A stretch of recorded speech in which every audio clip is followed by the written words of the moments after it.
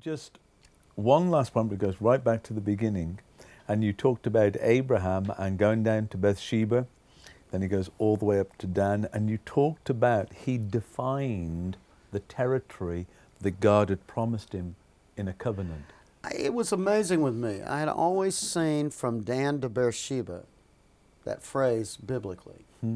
David, Yeah. kingdom, ran from Dan to Beersheba. But I never had understood how that got defined until I read Genesis 14, and I was in Beersheba when I read it. We were reading the life of Abraham down in Beersheba, which is southern Israel. And most people don't go there because it's a little more volatile in that area. And yet I felt like that was where faith began for us. It got established. The first well.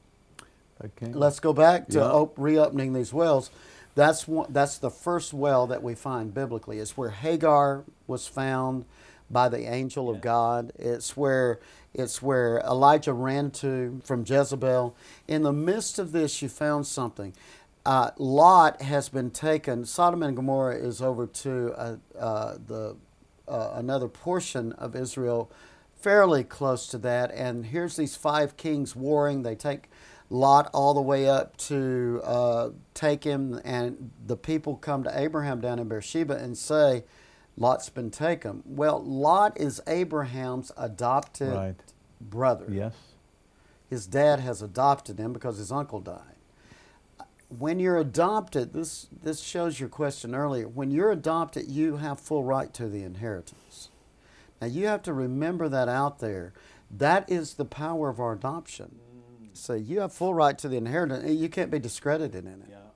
And so when he's taken, as crazy as Lot is, and as wild and worldly as Lot is, Abraham has to go try to recover Lot. The Bible says he goes all the way. I had never seen this before until I was at Beersheba. It says he goes as far as Dan to get Lot.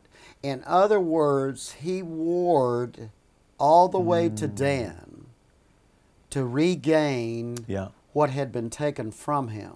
He not only got the spoils, he got Lot back. Now, this is what God showed me. That's what the phrase from Beersheba to Dan means. From Dan to Beersheba means. What Abraham was willing to war defined the whole future of Israel. And I think some of you out there, you're in particular warfares and you're warring for this new thing to come. And you're warring for the changes to come in your life. And really, I don't want you to lose sight that in your warfare, you're defining your future. You're defining the rule of your authority in the future.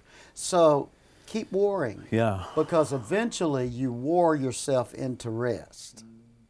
That's what Hebrews chapter 11 is about, and that ties us back to Father's faith this year. This year you can war yourself into rest. You can run into the citadel. You can be equipped. God is developing citadels like this, filled with His furnace of fire, so that people from all over can come and regain new strength, new revelation, and go forth in victory.